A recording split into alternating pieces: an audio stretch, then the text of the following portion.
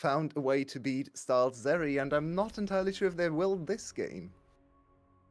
Well, we are onto the Rift. Rebel, do you have some thoughts maybe about Levi going back to that classic Nocturne? I'm actually a big fan of the Nocturne in this game, being able to shut out the lights, being able to dive and put pressure into Shogun. I was actually a much bigger fan personally from Saigon Buffalo's side of going for the Renata, because I think it's better for the laning phase against the Rakan, and I think that using that ultimate means that it's difficult to follow up when it comes to, when Levi decides to press the ultimate and go diving himself into the backline of Saigon Buffalo. There is the one concern that, like, if Styles too far back, if Kadi's too far back, Kiaye is going to be playing from pretty far back as well. That if Hosmed is kind of on the front line and just rips through anybody who joins Levi on the front when he goes diving, and Hosmed's got enough damage, then there is a very big problem of trying to play into the Kennen when the Kennen is around.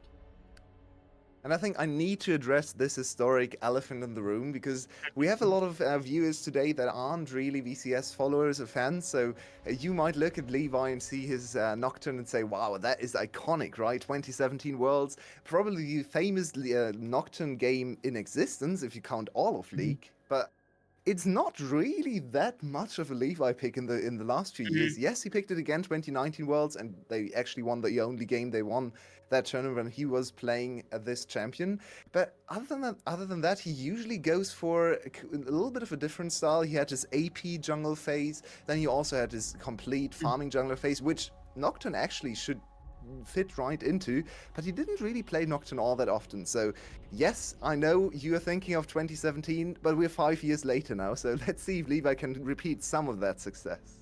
2017 isn't 5 years ago. Don't say that. Don't age me. Ugh. You know what I really miss is the Fiddlesticks, man. I know he only pulled it out like the one time, but like when he went to SEA Games, he was able to pull it out and did it like in other competitions. It was always mean, and like I've just only heard good things about that champion. I really wish it would come back out for a series like this, but I know it's never going to happen. Well, he will play it if this goes to Game 5. Game 5, that's the only thing he could play the Fiddlesticks and lose his team the game. That would be on form. Yeah, let's actually talk about GUM in finals. So Levi has been with GUM for quite some time. Of course, he took 1.5 years of break. Kiaye is also the longest standing member on any team in the league right now. So these players have been very loyal to their, at least to their VCS team in GUM, of course. And GUM is a team, you think they are by far and away the best team in the league. And I mean, historically they are, but they don't actually have the greatest finals record. They're 4-4 all time, so 4 wins, 4 losses. All their wins have been insanely dominant, so winning the first game is a good sign, but they also won the first game when they lost in winter against Cerberus. So let's see what happens, because as you pointed out at Teased, Kerrix, they have never won a final when it went to 5 games. So all Saigon Buffalo has to do is win 2 games, because GUM, especially Levi's GUM, can never win 5-game series. I'm looking specifically at what is happening in the bottom side river, because Levi was there alongside B. It looked like they were kind of creeping up. Scuttle Crab is the obvious take here, but then also I was looking as to whether or not Levi would make a decision to invade, go into mid lane to try to pull a flash off of Froggy, or go into bottom side to look for some more pressure to apply as well, which is interesting for an early game Nocturne. But I think they're just kind of toying around with some of the ideas rather than taking anything into legitimacy. I don't know if it's possible for production to bring up that one thing that I had asked for, but I want to talk about BJ a little bit, because over the course of the splits, actually Taki's getting active in the bottom lane. We actually get BJ in very real time going into the bottom side. But I want to talk about like the shifts that we've seen from BJ, because when he first came in, he was an Udyr player, and that was pretty much all he was able to do. But over the course of the split, he actually went kind of crazy when it came to damage numbers, when he was kind of this... hello! Kati just gets a solo kill. Can he actually stop the realm? Oh! He can. So they should be able to trade it back as BJ bears down on him. Should be able to get one more Q. There it is. Levi not close enough to trade it out, but that is Kati with that killer instinct to pick up first blood. And there's also the BJ Froggy combo. They really tried to do exactly that, have a little bit more impact on these early game junglers, because last game, I remember after the game, you kind of flamed him for his early 20 minutes. And even though this time he's actually there to accelerate the mid lane, I believe Clockwork also pointed this out, that he actually needs to help Froggy to actually accomplish stuff and enable him to roam to the other lanes. A little bit too late to help Froggy, but at least BJ gets accelerated. See, I anticipated this play breaking, which is why I like kept talking. Because I was like, okay, Froggy missed the charm. Like he's probably just gonna walk away, but he flashed back into Copy, and I don't know why that was. I don't know whether that was a mouse slip or what the situation was. But I fully thought like, okay, this like once the charm's gone, like he's just gonna flash out. BJ's gonna force the flash out of Cotty, and it's just gonna be a trade of flashes here. But eventually the first blood goes over to the Rise, which I think is fine in the trade-off for the Viego, because again, BJ has showed really good proficiency on this. Not the greatest win rate over the split, but it's also the only pentakill he has in his career was this split specifically on that champion. And it's getting spicy because now 4 flashes are down for the solo laners. Levi is close to level 6. BJ is close to level 6. He doesn't have his flash, but at least he can participate anyway. I guess there was some sort of altercation in the top lane because both of these top laners ended up flashing away or somewhere. So we didn't actually see that on screen. But now both of these very squishy champions, speaking of squishy champions, having another crack in the mid lane they are. Froggy can't land the charm. Cardi has got the racing boots on. And now with the collapse coming in, B is here. The paranoia is triggered as well. Froggy's in trouble. He used up all of his charms in game 1 apparently. And BJ's going to fall as well. Double kill for Levi. All that is necessary in order to break this play. A couple of members collapsing and finding additional play into Cotty. It's Saga and Buffalo who are looking to break out the mid laner, but unfortunately, it seems like Gam has the exact same thought, being able to play into Cotty, make sure that the Rise is going to have Hello. We've got the top lane. Husman as he's ripped out the Maelstrom. He picks up the kill on Jazz, but now he's got a Levi to deal with. Can he get that E back up? There's the cooldown, and no way for Levi to stop him. Husman wants to right this sinking ship. And apparently we're back to 2020 GOM, where everything was just going to Levi, because in this case, Levi just picking up kill after kill after kill. Horrible mis-execution, Froggy, for the second time this game. Very unfortunate charm there. This would have been an easy kill, but now they're way overextended. No flashes. And B is here first to enable the fight. B&J probably gets away if B isn't there for the play. 2 kills over to Levi. He didn't have to do anything in this early game, as he so often can rely on his laners to get him ahead, but he's also the best jungler in the league at using advantages and devastating the whole map with them. So now it's a 2-0 Nocturne. Look at his items. He's building early cooldown reduction, so the lights are going to be turned out quite frequently today. Ooh. See, right there, it looked like they actually had to force that play faster than they would have wanted to. I don't know whether it was Froggy going too fast, BJ calling it too fast, but if they had waited just a little bit longer, the deploy that could have come through from Taki, and they would have had a 3 versus 1 or a 3 versus 2 walking into that play, even with Levi's ultimate coming in. I feel like that would have been a much better situation to try to fight your way out of, but instead they jumped that timer. Taki had gotten it back because of a push in bottom lane, and it's kind of what allowed B to show up there so quickly, because he ran direct from bot side instead of backing first and then coming up mid lane. So again, maybe just a bit of mistiming there, trying to communicate that between all the members that were collapsing into mid. But ultimately, I mean, all things considered, it's less than 1,000 gold lead. It is Nocturne that's got all the gold as well, which means Levi can try to push more of this early game going into the advantage of Gam. But it's not world ending at this point here for the side of Saigon. Just a really nice setup here for Gam to be able to start their early game off right. What's so fascinating about how these 2 early games have gone is how different the focus have been. Oh no, we have another one. Nope. But I think they're going to get away. Good flash there. No, not even a flash. They just walked away. That's a wasted ultimate. I think it was they couldn't see. What in the world? Never mind. Is he up 2 levels right now? What is happening to Kiaya? Yaya has only won a single title as a top laner, the same number he has as a mid laner.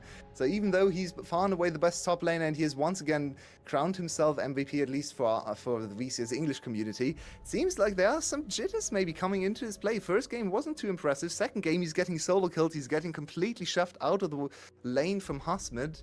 But I still want to go back to my point. It's fascinating how different this early setup for GAM is, because usually they play around bot lane quite a bit. We had Clockwork break down the early bot lane attention as well. This game is all around mid lane. Bot lane doesn't really even exist, really. Both bot lanes just farming away. Of course, B with a clutch roam to accelerate the mid lane a little bit more.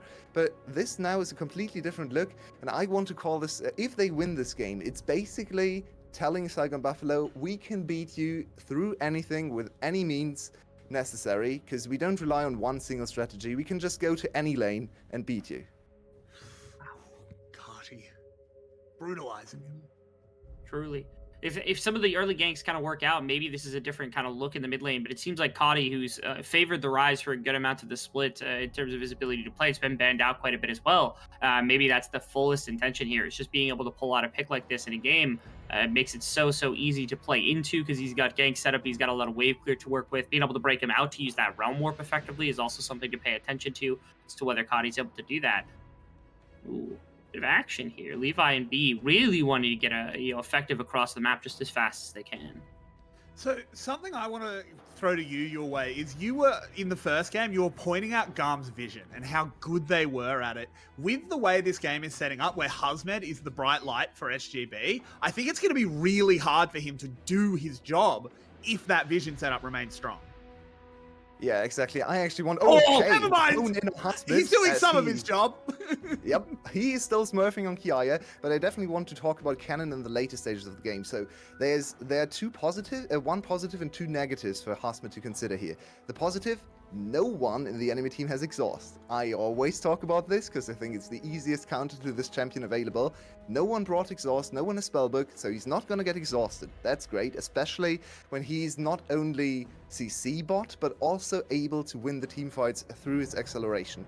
The two bad things: one, the vision control from last game. If Gum can repeat that, really hard for him to find those flanks. But even worse, he has to play against the Nocturne ultimate. And remember, Nocturne ultimate, if it's used just to turn down the lights, or turn out the lights, I should say, then you can't teleport. So if Levi is smart about the usage, as we quickly get to see Husmed just completely smurfing on Kiaya once more, but if Levi is smart about using that 6-second TP disabler, basically, Husmed has to be there before the play even starts, so it's even harder for him to do it. If he can, that's a legendary performance to bring his team back into the series.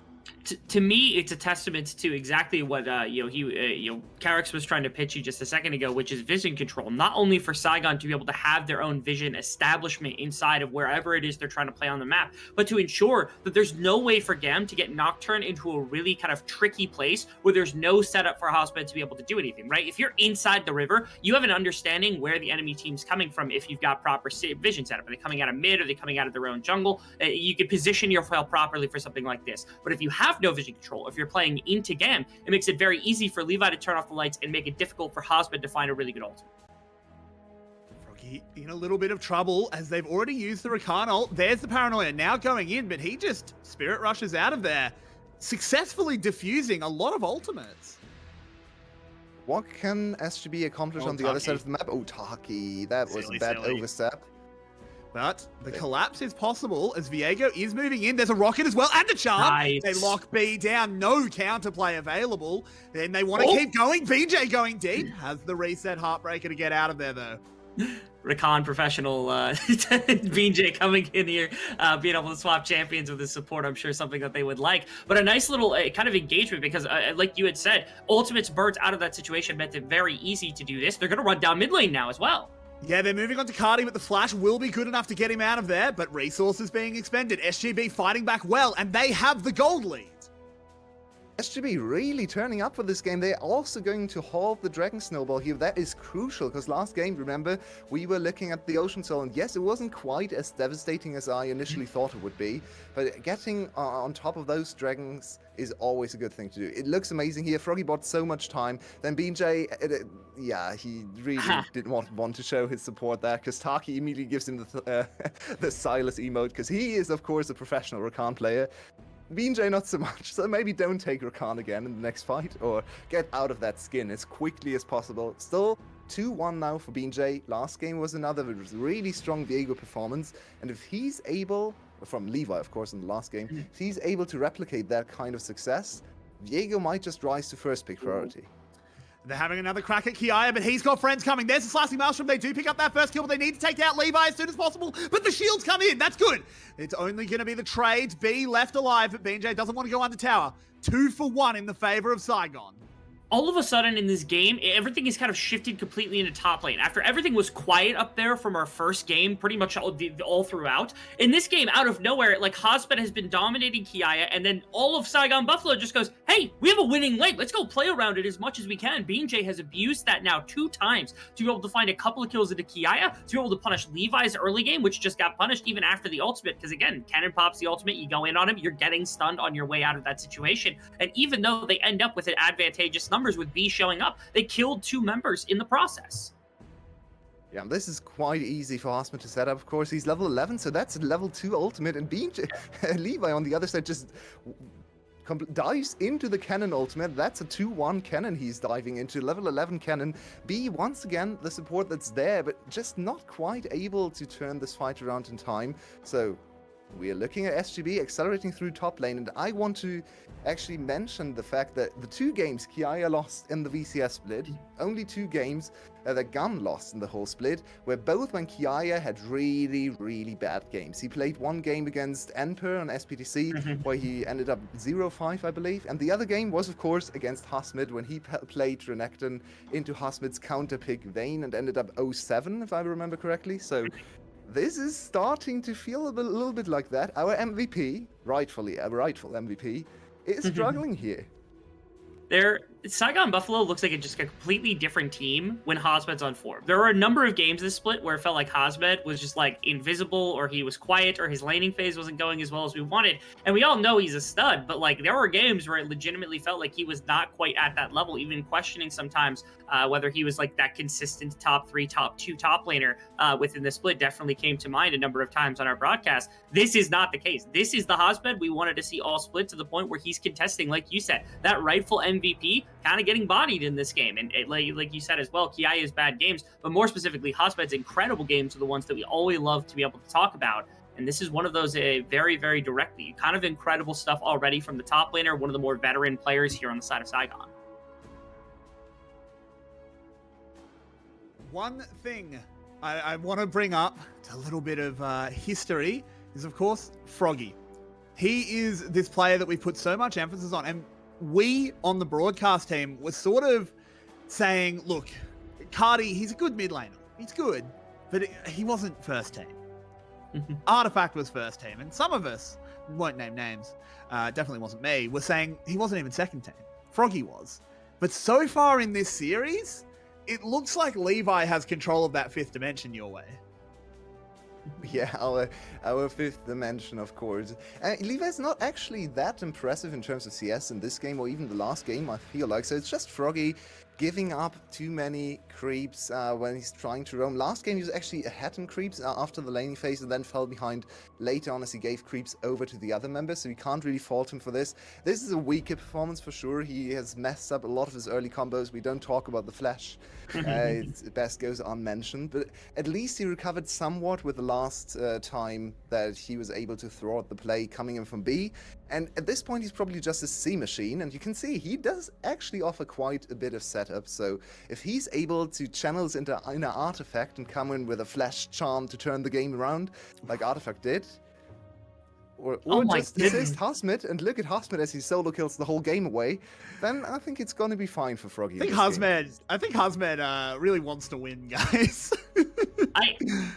This is crazy for a number of reasons. I know Mavi has to just be like completely like validated right now, as like her prediction of the Jace being a terrible champion is just coming to fruition in all kind of forms at this moment. You see more collapse heading to bottom lane. This was all like, I think, ramifications of Gamma covered for Kadi to push for top tower just a little bit ago in order to kind of get more gold into Kadi and to push around their win condition that they set up at the beginning of the game. But they didn't need that much, and they ended up sacrificing a good amount on bottom side with the Rift Herald drop from BJ that gives a lot more space for Hozbed, gives them space for the Dragon that gets them their second one of the game. This is not a game that I feel like Gam is playing out to the best of their abilities when it comes to considering macro. Look at that. He just pops out of the brush and nearly kills him with just one ultimate W. I feel like we really don't need to see the 6th iteration of the solo killer playing out on our screen anymore. No. But I guess, okay, it's only 4 deaths so far, but I think all of those have been directly in opposition of Hozbed. And Hozbed is 4-1 as well. 2 items under his belt. and he's getting scarier and scarier. He's almost level Mhm. 16 or soon to be level 16. I want to point at something else, something we really identified as one of the huge issues for the SGB side. Their mid-game macro has suffered a lot, and every time they were ahead against Team Secret, they lost about 2 to 3k gold in the mid-game just by getting out-rotated, by being at the wrong spot of the map at the wrong time.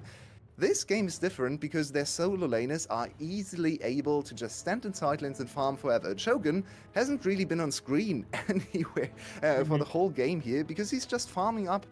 He had Cull early on. He's actually sitting on a little bit of a gold and CS lead now. So he's ready to strike in the team fights, but this is a much easier game to play macro-wise for Saigon Buffalo because just put Hasmid into a side lane, and see him solo kill everyone, and the rest of the team just stays in mid lane, protects the tower, doesn't go for any crazy plays, because if Hasmid is not there, you're gonna lose. So in this case, Saigon Buffalo actually able to retain their gold lead for the first time in quite a long while. Oh. The rocket stops the recall. Kiaya, I guess you're going back to Grayscale pretty soon as they will come down on him. He has a little bit of a speed boost, but there's the stun. Who do they want to give it over to? I'm sure it'll be Hasmed. No, they'll give it to BJ in the end. Kiaya managing to get a little bit of space. Can Garm actually clap back anywhere on the map? No. They haven't been able to take full advantage of the fact that they've got two semi-globals that make very massive impact right now. It feels like Levi, after the first Baron ultimate, started. hasn't had anything. No, never And then mind. the Rise also. Yeah, it's all right. I got baited. It looked like it did. They actually are starting it up immediately afterwards, so preemptive call from you. Well done, our fantastic color caster Carrix. But there is a teleport to respond here, so Cardi can get in range. Kiaya's still dead, but Levi is here. This is very risky by SGB. SGB had some issues with Baron steals. Levi's in position. He's a very good smiter. Realm Warp coming in. They've been chunked out low as well. Style moves in, has that movement speed. Can they actually take down anyone? Oh, the Cannonball does not do enough, but it doesn't matter because they're going to turn around. Here are the kills coming in for Jinx. Carti, last man standing, has to run away. Kiaya has respawned, but it's 2v4 on the map. They go back to the Purple Worm. SGB wants to make their mark on this game. They want to make this mark on the series. They should be able to pick up this buff. They do. And SGB are well and truly here to play. Can they find anything more? There it is, a flash sharp onto Cardi. And can they actually take him down? Shogun going on, Shogun going down. Disaster strikes as Cardi fights on back. Saigon Buffalo still walk away with a huge objective with the buff under their belts. They're now 5k gold ahead, and with this Baron in that such a big gold lead, also with so many engage options, Hasmid of course, soon to have his flash, soon to be level 16, you can really use the Baron pressure. Oftentimes we see games in even states where Baron doesn't really lead to anything, it's just a little bit of gold injection, you just stall the game. But in this case, this could be one of those games where Baron decides the whole game, as we see already able to take 2 towers just of the first instance of Baron, or maybe almost take the second tower, I guess. But now they still have the Baron buff for a few minutes. Froggy, though. Yeah, Froggy's in a lot of trouble. There's so much CC onto him. They're going to try and turn it around, and BJ does. Takes over the body, and Levi can't even trade it back with the paranoia. Garma getting dismembered on this bottom side, where Froggy redeeming his weak early game as he turns it into a lovely mid game. They pick up the double, and Garm look like they're out of options. They don't have the same kind of damage. Style isn't 5-0 at the beginning of this game. They have to rely more on being able to play together as a team. But that's 2 fights in a row, though, that they've been broken apart to start things off. Hasmid's just going to kill Kiaya again if he's not super duper careful. He's But the rest of the map is pushing. It doesn't matter. Doesn't quite kill him. I don't even know Hasmid where we're going to gets start away. with the replays, because we have so much to catch up on. I'm not even sure if we have the time to catch up on replays, because Saigon Buffalo's just, they're going to keep pushing here. No Baron buff for these two members, but BJ's... Wow, BJ, you could step one step closer to actually give the Baron over there. It doesn't matter in the end. Now, Dragon is going to be there in 10 seconds, but let's look at the first team fight again. Look at how this breaks in 2 directions, because I was hoping they'd go in on the right side, try to work Cody, and as well as Levi through like the backside of the fight, through Shogun and through like Froggy, through some of the weaker portions before getting into the backline, trading a few members. Instead, they just dive into the other side, right into all of the strength of Saigon Buffalo, and end up splitting up. This is the one kind of like moment where Gam did okay, because Kadi is able to full kill Shogun because he's very powerful on the rise to Sony's as well, breaking the combo. Traded off for BJ, at least a little bit of something back into the hands of Gam. The rest of that play, I'm glad it's not on screen quite yet, because everything went disastrously from that point on. And Carty is actually the one shining light now for Gum. He played most of this game amazingly. He's trying to get the split push going, but he's also, you saw his damage potential there. 1v3 situation and actually able to burst down Shogun in a matter of seconds. He's going AP Rise as well. He knows his damage is needed. He's not the tank Rise, even though his HP bar looks like he's playing tank Rise. But that's just Rise for you. So this is a hyper carry late game Rise build once again. And Carty, yes, he wasn't great for the start of the split. I definitely agree. For the whole split, you can't really consider him too highly, or at least that's my opinion. But at the end of the split, he had some amazing pop-off games, like the Victor last time these two teams faced, and he just ran over teamfight after teamfight. So now it's on him to establish himself as the winningest mid laner of the league. This game would be a good start. A little bit of a slip here, though, I feel, as Saigon Buffalo perhaps overcommitting a little bit to this bottom side, letting Kiaya have a bit of gold that I don't think you necessarily need to give him. This is perhaps those little mistakes you pointed out earlier your way. But Rebel, I feel like this is hard for SGB to lose. It truly is. They're up a very significant amount of gold. Worst case scenario, they can wait out for the next dragon. They could try to pull the Cloud Soul, and they've got a lot of champions that kind of bode well with that. Think about Kennen with an ultimate being able to rush through your team incredibly quickly.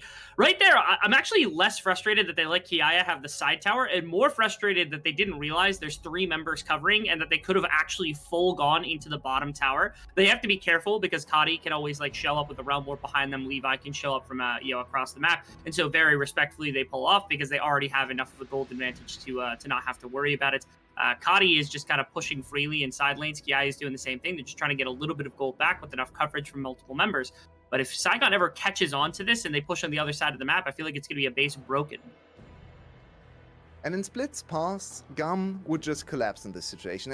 I think back to, I think it was actually start of winter, or maybe start of spring last year, where the win rate was barely 50%, even though they were winning the serious score. Because once they were behind, they were just giving up and playing very disrespectfully, just not really looking to win the game. This is a completely different Gum iteration. They are actually really, really good from behind, able to avoid fights and just get gold from the map wherever they go. You can see they're already setting this up now.